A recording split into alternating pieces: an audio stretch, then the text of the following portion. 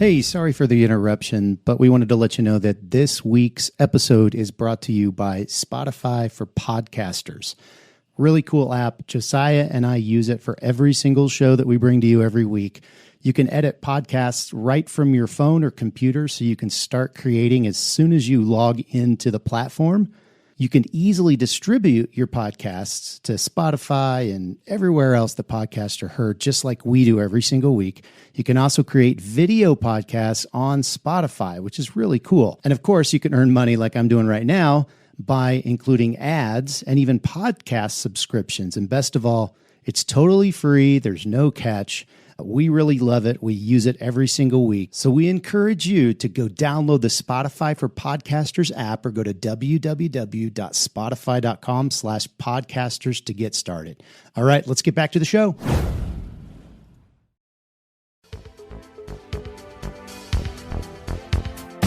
Radical! Welcome to this week's episode of the Print on Demand Cast. Each week, join the gnarly Travis and Josiah as they provide insight into the print on demand industry and equip you with the totally tubular tools, advice, and strategies you need to achieve success and hopefully have a few laughs along the way. Now on to this week's Totally Tubular show.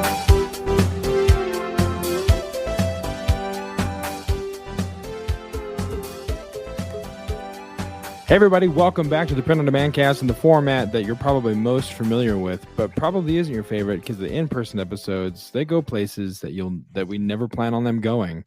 And if you want to know what we're talking about, just go listen to last week's. It was a good time. But here we are this week, new episode, new content. Thanksgiving is over. All the food was had.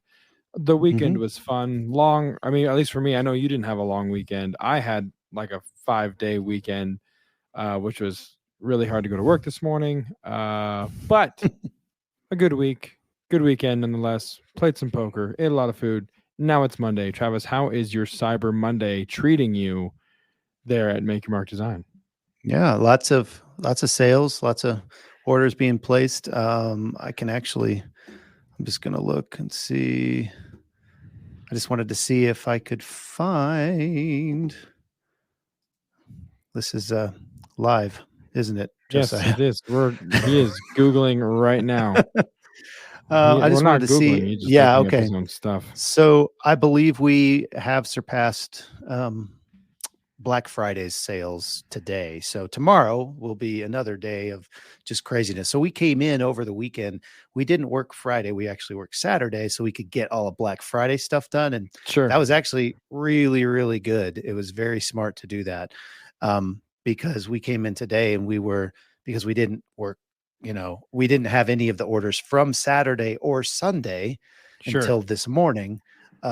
We were killing it this morning, and, had a whole lot of stuff. And again, tomorrow we'll have a whole bunch of stuff. So, but I am proud to say that our team is really, they're on it. We're nice. We may be like one day behind in a couple of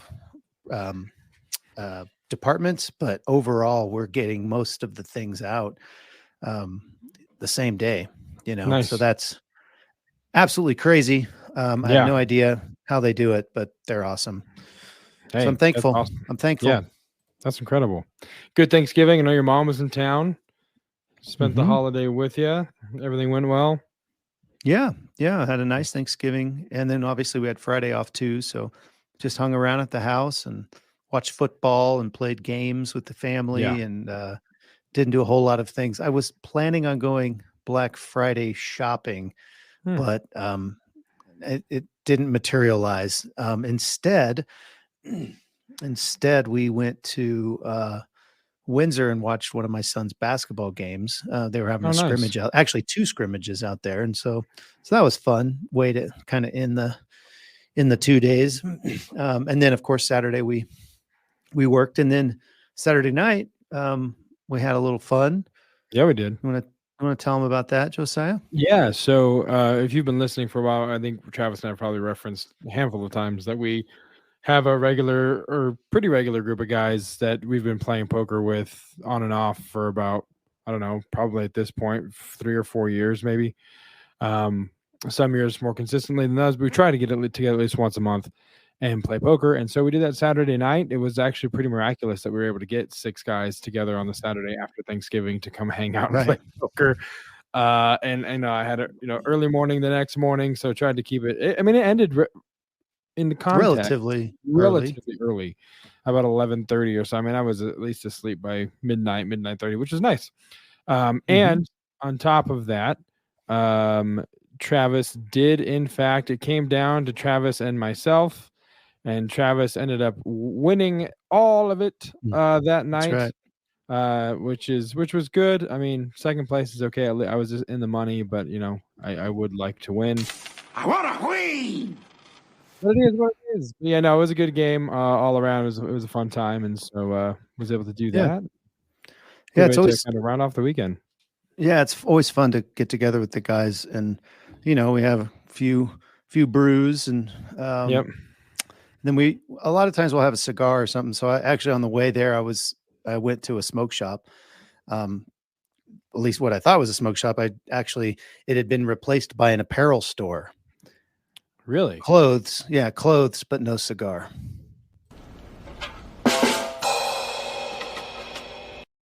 And that was this week's weekly dad joke. Clothes but no cigar. I think is real funny. Yeah, I love that. It's super dad. Love it. Yeah. So we've got a lot to get to in this particular episode. Lots of stuff. So we're just going to go to the point of interest and see what it was waiting for us on the other side. So here we go.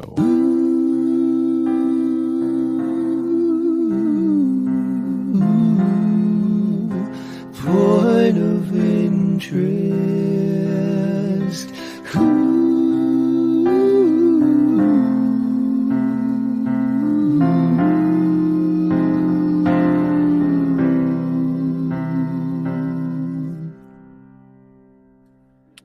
I like how I said we have a lot to get to, and then I just happened to play the 30-second bumper for so long.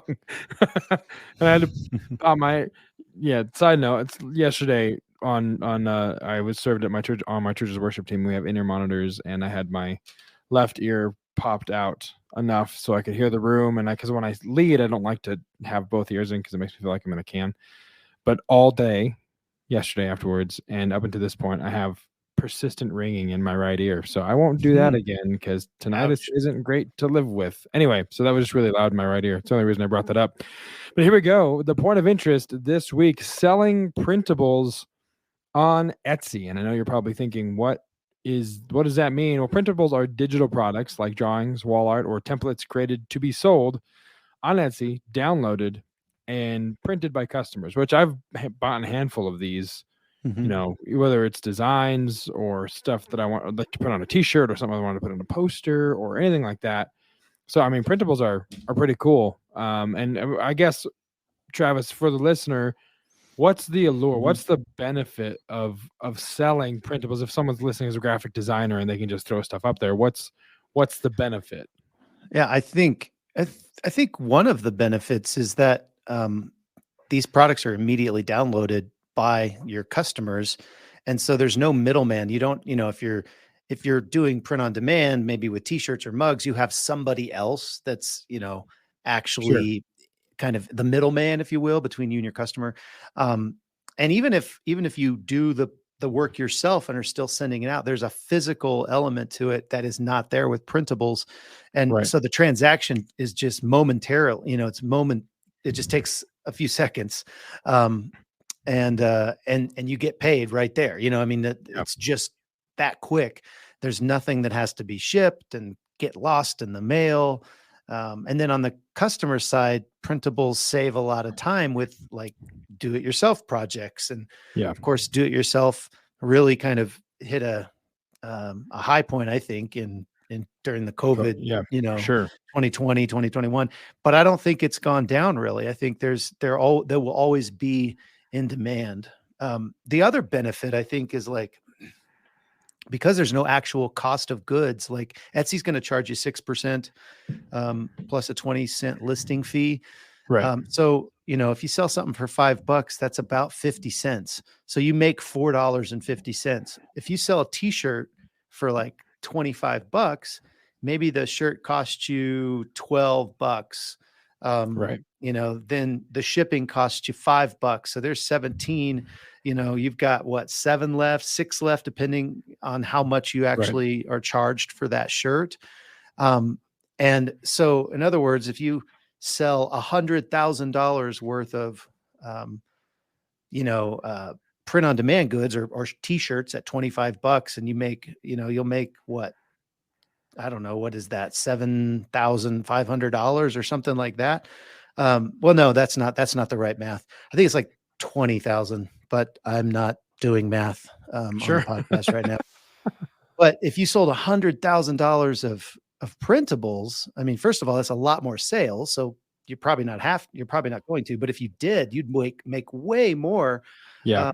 Because you're getting you're getting $4.50, as if you're selling them for $5. So, I mean, that's like, what is that? Like $90,000 you'd make if you sold $100,000. Yeah. It's not even comparable.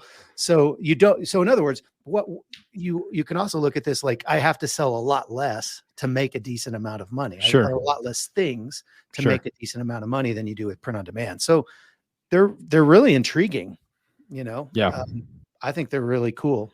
Yeah, and I mean, they're easily created. I mean, you can do Canva, you can do Photoshop. I mean, there's so many different. I know Placeit now has a lot of design templates that you can kind of plug some stuff into and modify.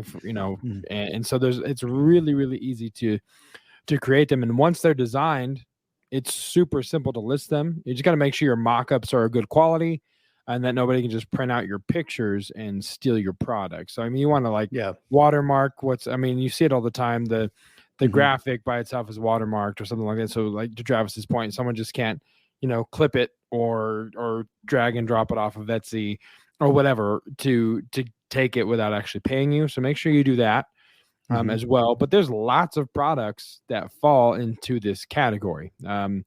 Printers, my God, that's not even what I was trying to say. Let's try that again. There's lots of products that you can create that are printables: planners, fillable to-do lists, chore chart checklists, logos, business cards. I mean, what else? Anything like weddings, event printables. I mean, there's tons of stuff. Greeting cards. Yep, greeting calendars. Cards. Yeah, coloring books. Believe it or not, coloring books not just for kids but for adults too. Yeah, in fact, we just bought. Madeline just bought us some adult coloring books because we have a 9-hour flight to Germany on Saturday, and so there you go.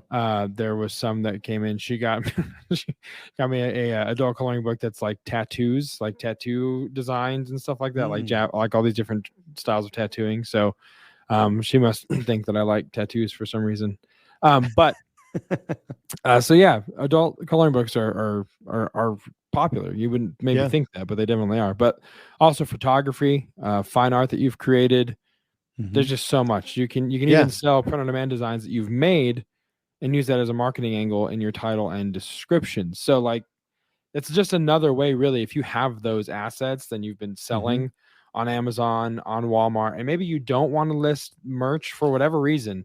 You don't want to list merch or the actual physical shirt on Etsy. You can sell the printable. You can sell both, really. I give the people an option to buy it on a shirt or just buy the design by itself.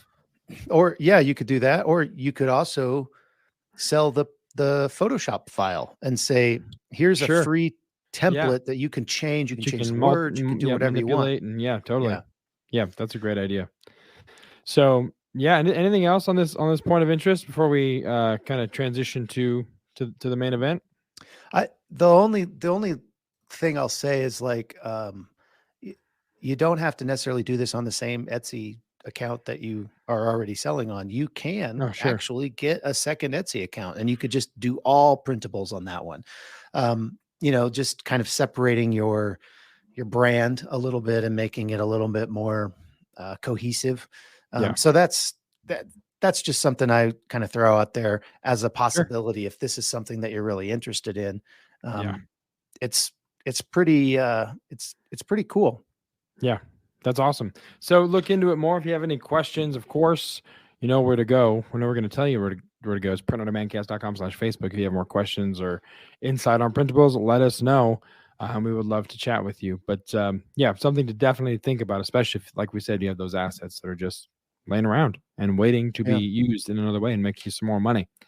So this week for the main event, I guess I can't forget the bumper. So before I tell you what the main event is, we're just going to go to the bumper for the main event.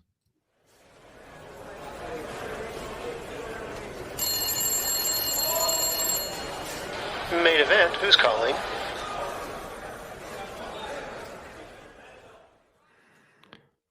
All right, so for this week's main event, we're going to talk about a platform that we haven't really touched on a whole lot, but we wanted to kind of do some due diligence and kind of let you guys know about the opportunity on this platform. And that platform happens to be eBay. That's on eBay.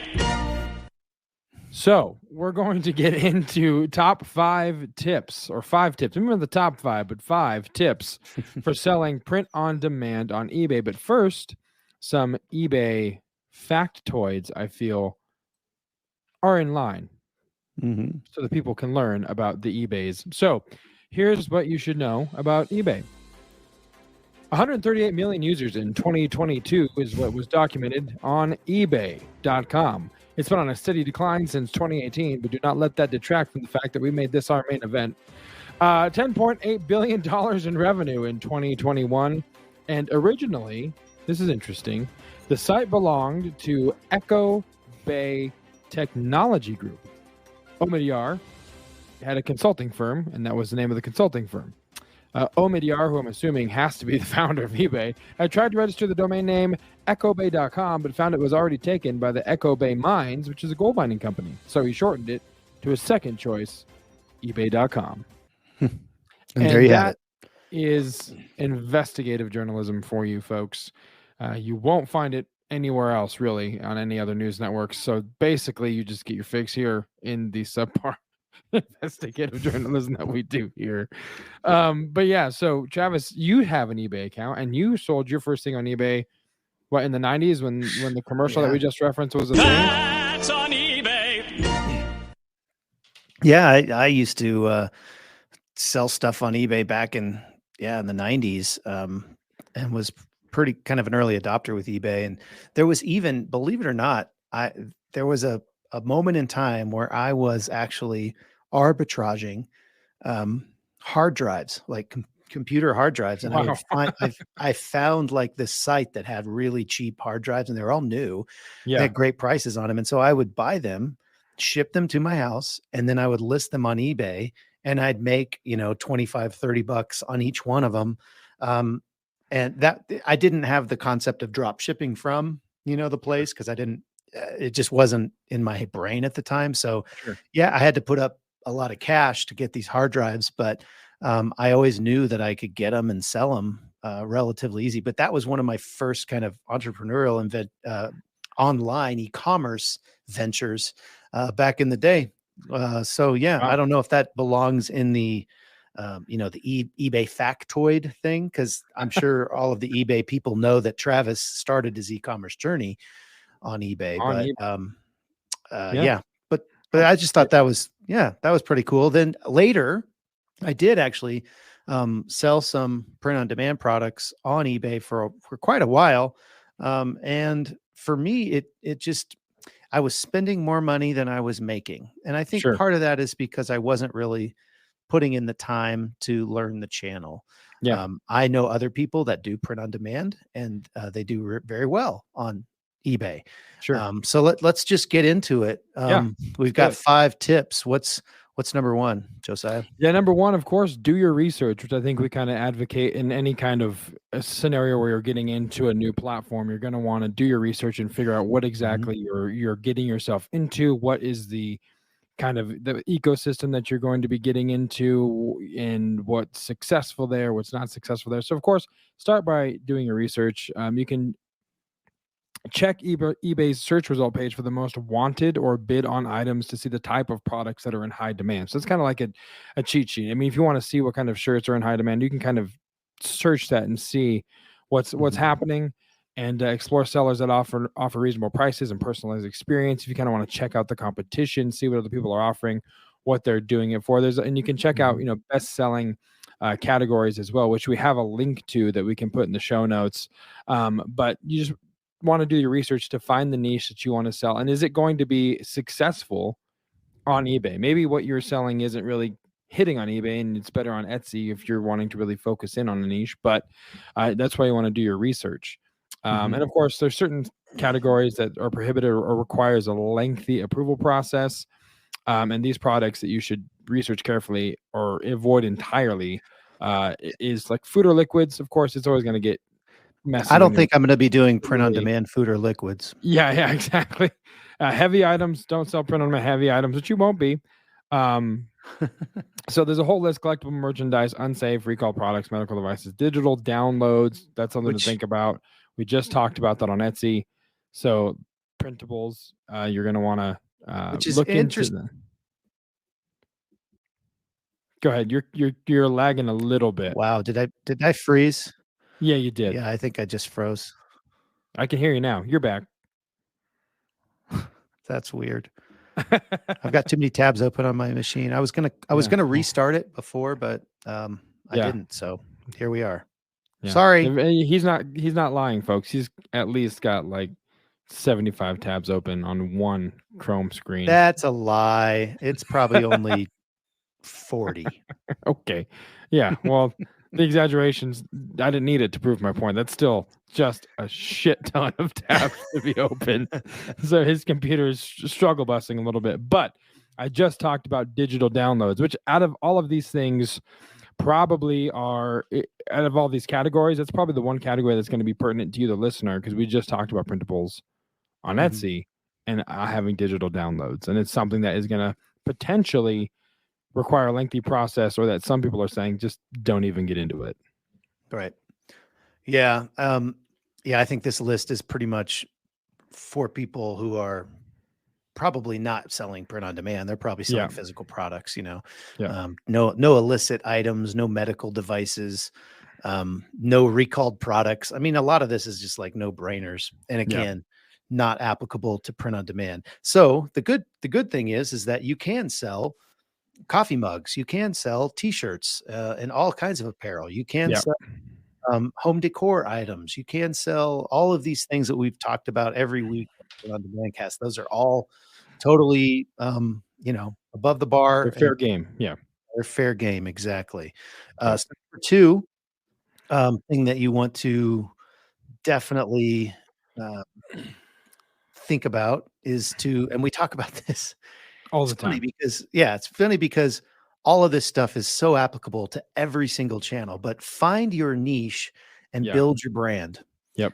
And I think this is probably why I was not successful on Etsy. Sure. If we want to get down to it, I didn't focus on a niche. I went really wide and I didn't really build my brand.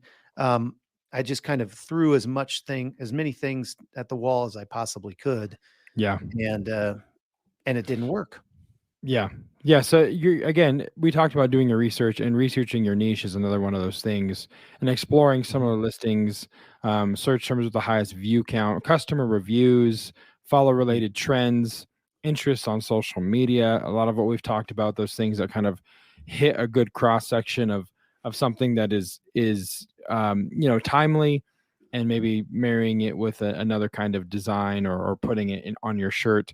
That can have something that's a little bit more relevant to what is happening at the moment. But once you see what does and doesn't work, you can start building your brand and use eBay's Seller Hub. You can register for an eBay account, select a subscription, which we'll get into a little later as far as pricing and fees. But you can customize your store page. You can give yourself a store name, unique and short enough for an attractive URL, so like up to 35 characters. But obviously you want to do something that's a little bit more catchy, a little quicker for people if you have to give them the actual URL. Main image, high resolution, up to 9,000 by 9,000 pixels. You can have your logo, a store description. That's massive. Up to 9,000. That's nuts.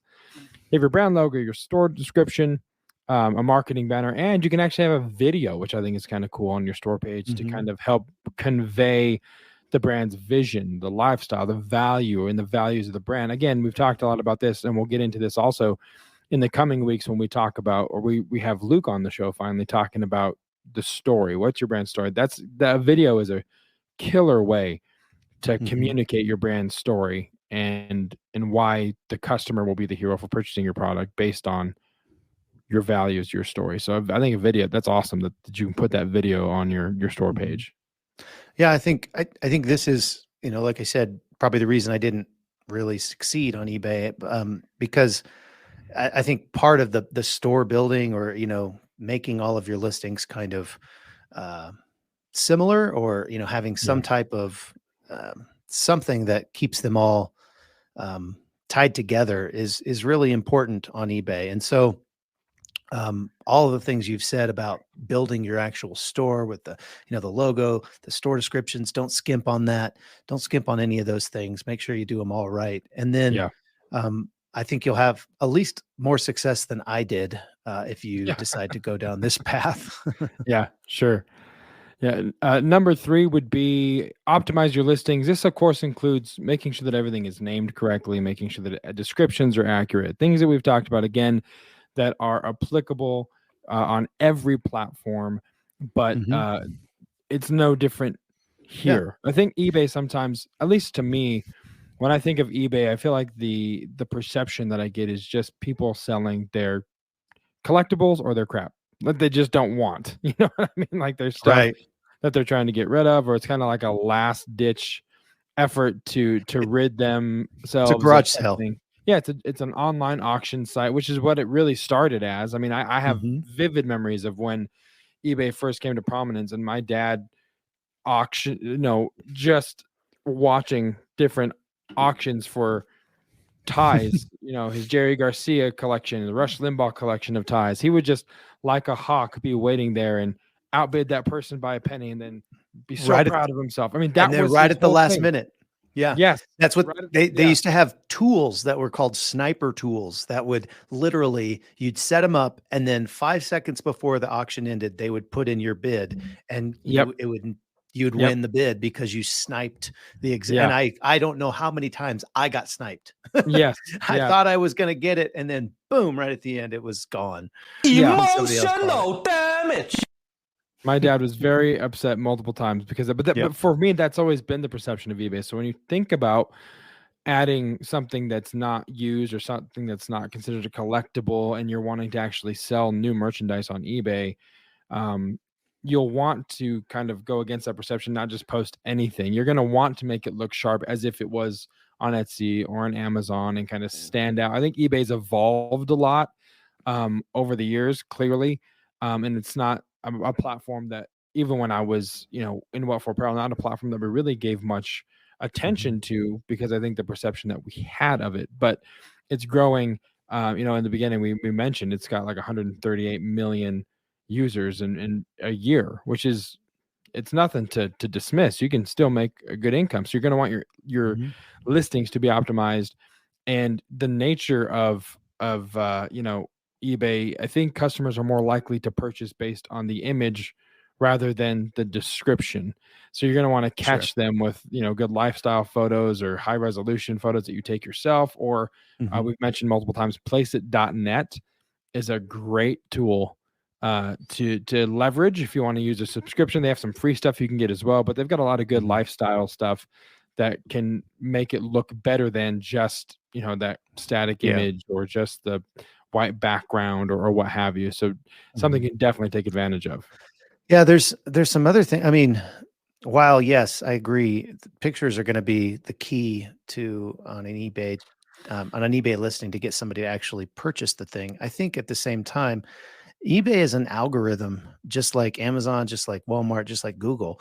And so your description, your title, all of that stuff, it's just like optimizing anything else. It's very smart for you to use those keywords, those buyer intent keywords. What would somebody who would purchase this, what would they type into the search bar? And thinking of those types of things, using some free tools, even, or you can use Google Keyword Planner, or we've talked about a lot of other tools. Yeah, there's something there.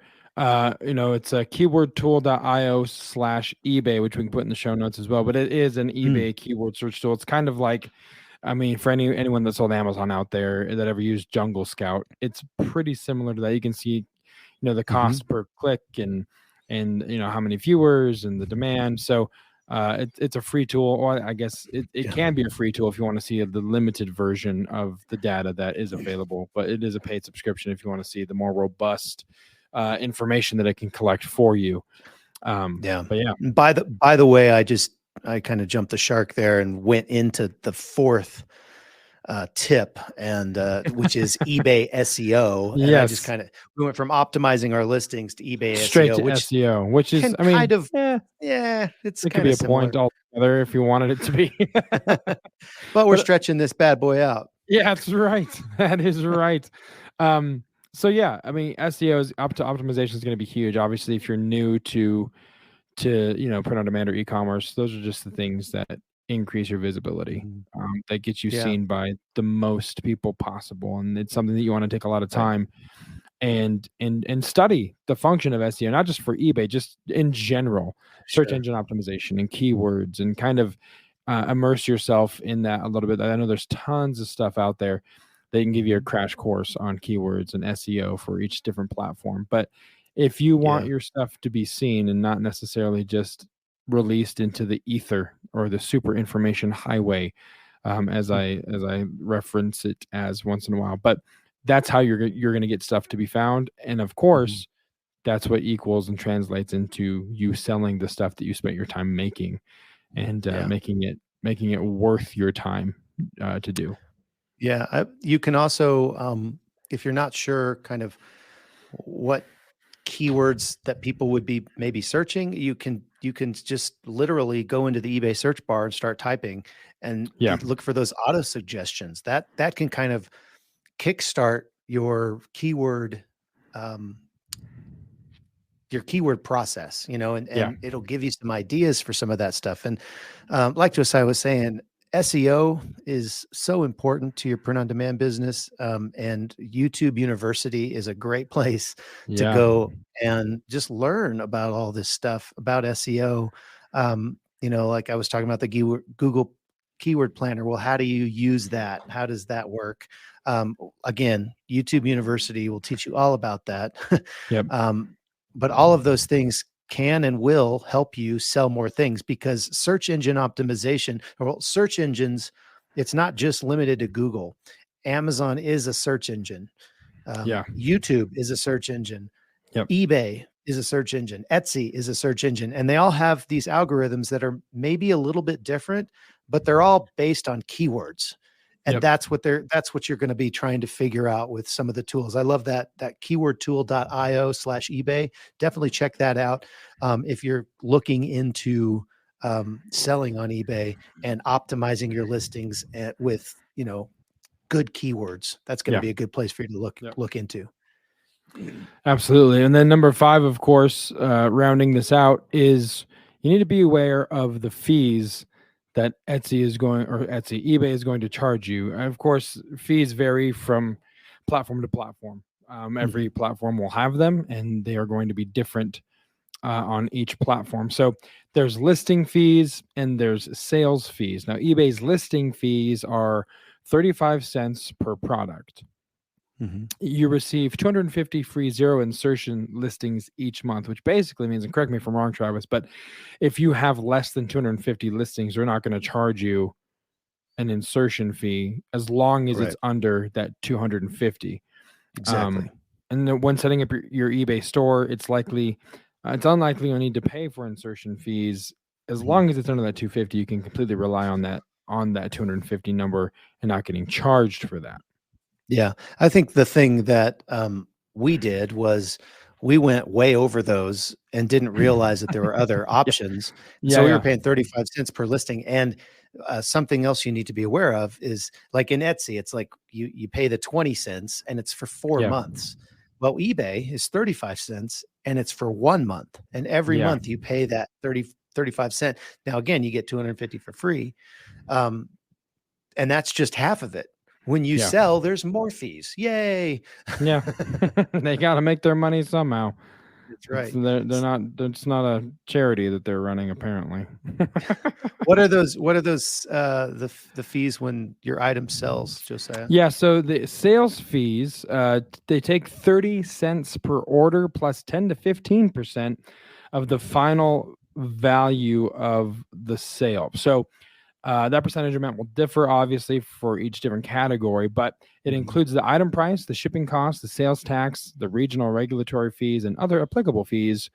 And of course, there's a link here where you can find all of eBay's selling fees, and it's on eBay itself, so we can put that in the notes as well. But there's more detailed information.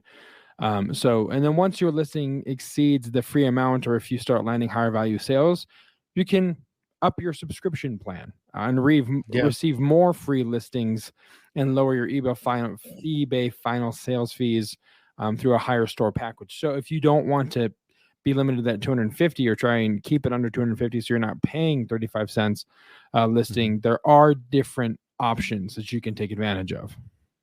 Yeah. So before when you just start out, you may not have a eBay store. You may not actually subscribe to anything. You just have 250 free listings and you're just selling them, and you only get charged when they actually sell. Right. Once you get above that 250, it might make sense to look into these stores that Josiah was just talking about. They have several different kinds of stores and they're all based on how many listings you're going to get a month. And then they have benefits beyond that, but so what we were on, I think we were on the basic plan. It's $21.95 a month. If you buy it in a year, or $27.95 if you just do month to month, and that gives you 1,000 free insertion listings. So that's a lot less.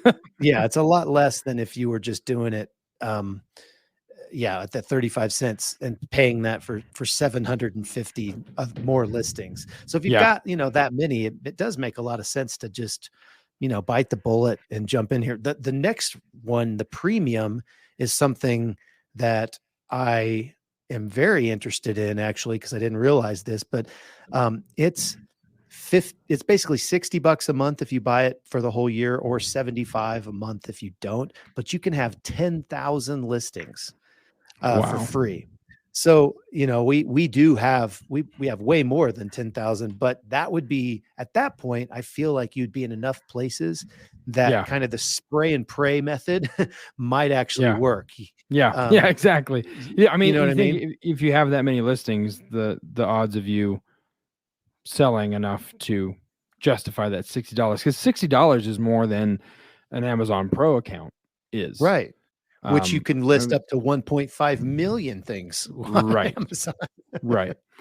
And I mean, I think we all know that Amazon is certainly the lion's share of percentage when it comes to things that are sold on e-commerce as a whole, online. But all of that to say, you always want to diversify. And so eBay, it could be a good option if you are in Travis's position, you have that many listings, or even if you have, under 1,000, give it a shot. I mean, why not? You're not going to pay for all those product listings if you subscribe to those higher plans. So if there's enough to justify it, then give it a shot. I mean, you have to do your research, but that goes back to point one.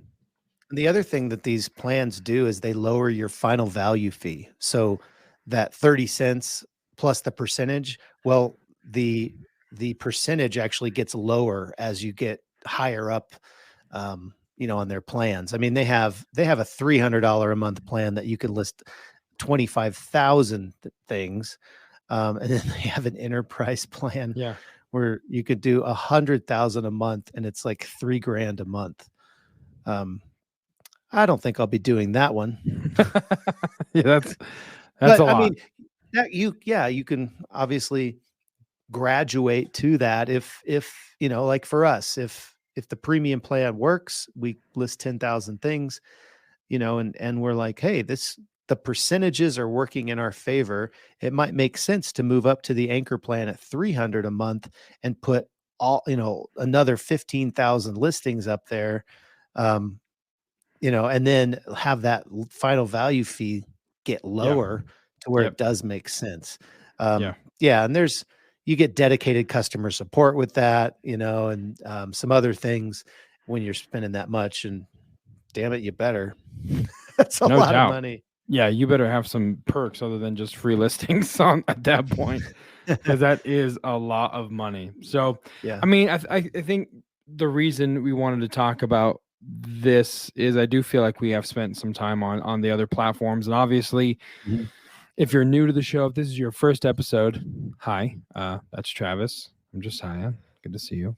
Hi. Or good to be seen and heard by you. But if you're, I think sometimes because a lot of this is very repetitious in SEO and optimize your listings and all of that, I think we assume that because we've talked about it so many times that people must be sick of hearing about it. But there are people. This might be your first show, and Right. you search print on demand, and we're talking about eBay. We have covered the other platforms in our archives, so go avail yourself of that as well. But we just wanted to let you guys know the options that are out there. eBay is certainly one of them. It's not one of the big three, which is Amazon, Etsy, Walmart, but it is an alternative. And I think one thing that Travis and I have learned in our time in e-commerce, as I referenced earlier, is that diversifying the platforms of which you're selling on is great, because putting all of your eggs in one basket is a surefire way to end up with an omelet that costs you hundreds of thousands of dollars should they take your basket away or break the basket or break your eggs. So you want to diversify. So we just wanted to take some time and highlight eBay. Again, it's not the most prominent platform in e-commerce, but it is an option that we felt like you guys should at least be aware of. Exactly. I mean, you can kind of hear or read between the lines as I'm going through these subscriptions and talking about how many things you can list. And even Josiah is saying, well, Amazon is only $40 a month and you can list, 1.5 million things on it. So yeah, I don't know if eBay is right for you. Oh, Travis just dropped out of the show, and I don't know why. But I think where he was going with that is that eBay might not be the right choice for you, and there might be more value on other platforms for you. And we'll ask Travis what he was saying, because he's back now. Well, that's never happened before. That was awesome. Yeah, I don't know what just happened, but you were gone very quickly, and I thought maybe you just took yourself out of the frame, but now you were just out of the entire studio right away. No, StreamYard just dropped me, and all of a sudden it said, sorry, something went wrong. Would you like to retry? Well, yes, I would like to retry. Probably because your computer's under a lot of pressure. So you need to maybe close some tabs. So. Yeah, that was almost like a second dad joke. Very close. Yeah. Very close to the second dad joke, but hey, we do. Yeah. Well, all I was saying was that maybe some of the other print-on-demand options that we've presented are better or less expensive. But like I said, there are people that are making this work. And so if they are making this work, then perhaps you can. And maybe your profit margins aren't as great as, some of the other channels, but maybe the volume makes up for those profit margins, Right. So we, again, like Josiah said, we just wanted to present the option to you. If that's something that you feel like could help you in your business, well, then we're glad we shared it with you. Yeah, totally. So with that being said, I think we're going to hit the old outro, and I'll go stream of consciousness and hope to not trip over my words. I suffered the pressure. But I never make a promise that I can't keep, so I'm not going to promise that. But here we go. Thank you guys so much for listening to the show. We definitely appreciate you. Seriously, if you are new here, thank you for tuning in, pressing play, subscribing, downloading, whatever you did to get our voices in your ears, which sounds more intrusive than it actually is because you chose this. Thank you. We are very appreciative of your listenership, and would hope that you would come back. And if you found this information helpful or informative do us a favor. If you're listening to the podcast app on Apple, leave us a review. Let us know what you thought.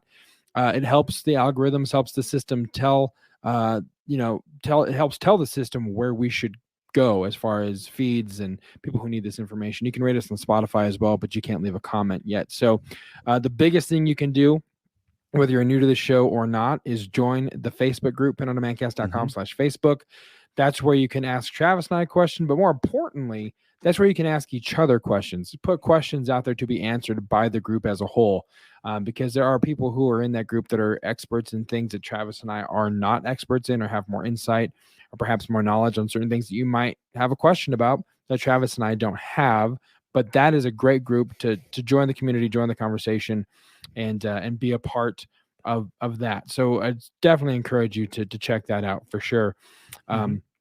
If you don't like social media and you still want to reach out to us, you can email us, info@printondemandcast.com, and let us know your questions there. We're also on Instagram and YouTube, and printondemandcast.com/Instagram and printondemandcast.com/YouTube is where you can find us on those respective platforms. Also, we will be in Long Beach at the ISS show there in January. So if you want to know more information about that show in January, you can go to the Facebook group. We did also post a link on that, or just search ISS Long Beach. But it's a really great trade show. Travis and I will be there, and we would love to meet you guys if you are planning to be there as well. So anything else, Travis? Did I miss anything? I feel like that was shorter this time, but I think I rearranged some things. I think you did really good. I think we're good to go. This is actually going to be a short podcast. How about that? How about that? Yeah, it's pretty rare that we go less than an hour on anything, really. Right. But this is history making, folks. So thank you guys so much for listening. For Travis, I'm Josiah. We'll see you next week right here on the Print on Demand cast. See ya. Hey, babe. Thanks for listening to this week's episode of the Print on Demand cast. We hope you enjoyed the Totally Tubular Show. If you've got a question or a suggestion for the show, send Travis and Josiah an email at info@printondemandcast.com. Want to be wicked nice? Take a minute to rate and review the show on iTunes or wherever you get your podcasts. And don't forget to subscribe now so you don't miss next week's episode. See you next time, for sure. We're feeding the ducks to inexplicably sensual music. You want to hear those ducks quack? Give them a nice sourdough. Quack. You know, Here's how you make a good sourdough. I used to take my dog to the pond, but those damn ducks, they wouldn't leave him alone. That's what I get for buying a purebred dog. He had a purebred dog. Purebred. Nothing but bread. So much bread. Here are the basic steps and timeline for making sourdough bread. Feed your active, healthy starter. Don't have one? You can make your own in about a week with this tutorial that's hyperlinked, but you, the listener, can't take advantage of that advice because you're only limited to the things that I tell you. This is typically done the morning before you plan on having a loaf of bread to eat. The music is fading.